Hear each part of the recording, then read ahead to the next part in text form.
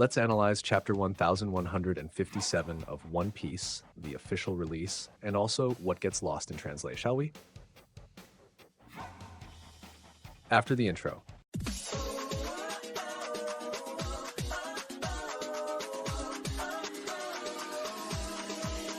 Hello everyone, welcome to the Manga Information channel, Sondo here.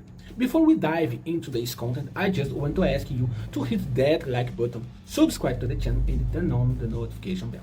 That will help the channel grow and reach even more people. And now, without any further delay, let's get into today's video. Let's go! This video will explore a bit of culture, translation, and what might be behind the creation of Chapter 1157. The information was shared by Roberto Rodriguez, the former official One Piece translator in Brazil. So let's go. The cover story. Right from the start, there's a wordplay with bar and bara, referencing this piece of wood on the grave. Graves in Wano usually show the name of the character and their family. Remember Tama's family? That's why the perspective hides the identity, so we don't know who it belongs to. This bara is likely also a reference to the legendary staff of the monkey god, Sun Wukong, Hanuman, or Vajrang Bajrang, the Rui Jingu Bang. After all, Luffy, a monkey, became the hero of Wano by defeating Kaido, who is mentioned on this page as killing the hero who died protecting the island, and literally using an attack named Bajrang Gun.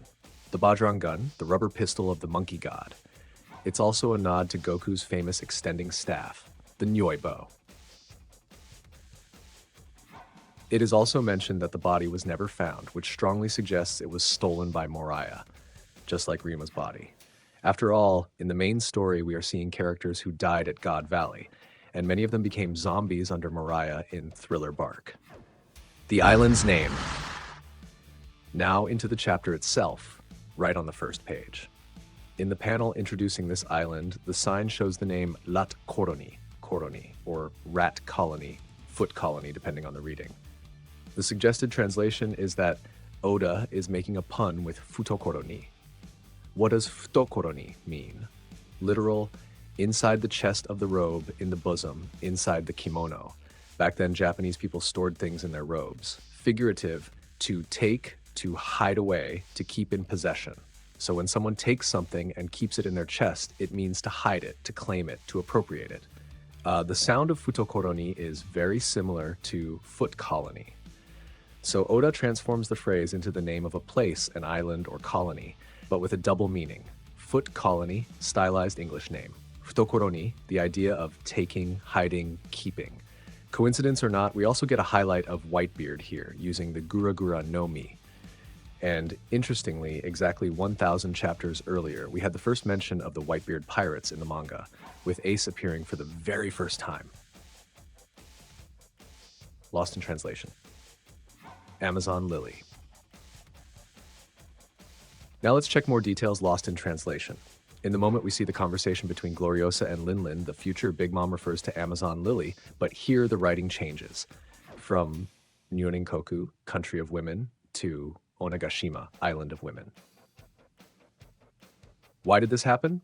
We don't know, but there was also a change in the Empress. It's no wonder Gloriosa is shown as part of the Rocks crew here. And this happened because she went out to sea chasing Roger, otherwise she would die from love sickness. But even more importantly, did you notice that none of the characters actually refer to the island by its current name? Amazon Lily. Why is that? Only time will tell. Shaki's Bar foreshadowing. The name of Shaki's Bar in Hachinosu is the same as in Sabaody. Shaki's Batakuri Bar. So now we know there was foreshadowing here. Don't believe it? Let's see. In Sabaody, we meet Shaki, the owner of Shaki's Batakuri Bar, basically Shaki's ripoff bar. At first it seemed like just a small detail, but the association with Hachinosu, Pirate's Island, the beehive, was already subtly planted. Her outfit had a spider design on it, and that's not random. Spiders have 8 legs, and in Japanese the number 8 is Hachi. Su can mean web. So Hachinosu, name of the Pirate's Island, can also be read as spider web.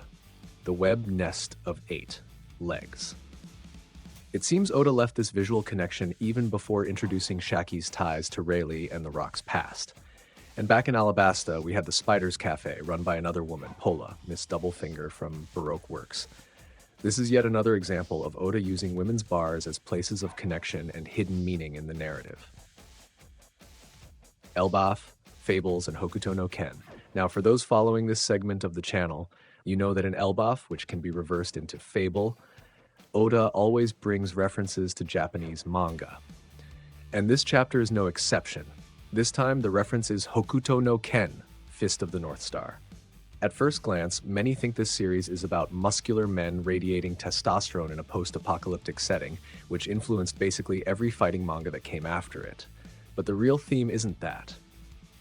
The theme of Hokuto no Ken is exactly the same as what probably caused the God Valley incident. Love. More specifically, love for one woman, Yuria.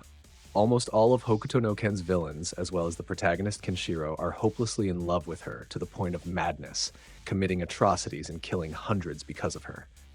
And here's the crazy part. Exactly in chapter 157 of Hokuto no Ken, it couldn't be chapter 1157 because that series doesn't have that many chapters. Two things happen that perfectly connect to what we are seeing in One Piece: love and the sky closing, after having been broken in the past. One of the greatest feats in One Piece actually references Hokuto no Ken. This is unbelievable. In chapter 157, Kenshiro faces Falco, one of the villains of the series, and Falco's design is based on a character from a very famous movie. I'm talking about the boxer Ivan Drago. And who is his rival in that movie? Yes, Rocky. Oda is insane, my friends. Too far-fetched? Then pay attention to the narrator's line: a peony blooming in a desolate desert. A desolate desert? That is exactly the setting of Hokuto no Ken. Voice actors and more references. But it doesn't stop there. Yuria has been voiced by many actresses over the years, since Hokuto no Ken had many remakes and spin-offs. But her very first voice actress is important. Why? Because she also voiced not one, but two characters in One Piece, and both of them are tied to love. Yuriko Yamamoto, voice actress of Sora and Shinobu. She also voiced Marin in Saint Seiya and many other characters. And finally, Yuria is often described in Hokuto no Ken with a very, very specific word. The same word used to describe Shakuyaku, treasure. Ichiro Oda's genius knows no bounds. That's it, everyone. With this information, you can dive deeper into what might have been Oda's mindset when creating Chapter 1157. What do you think? Leave it in the comments. If you enjoyed the video, don't forget to leave a like, subscribe, and hit the notification bell. Until next time, thanks for watching. Okay?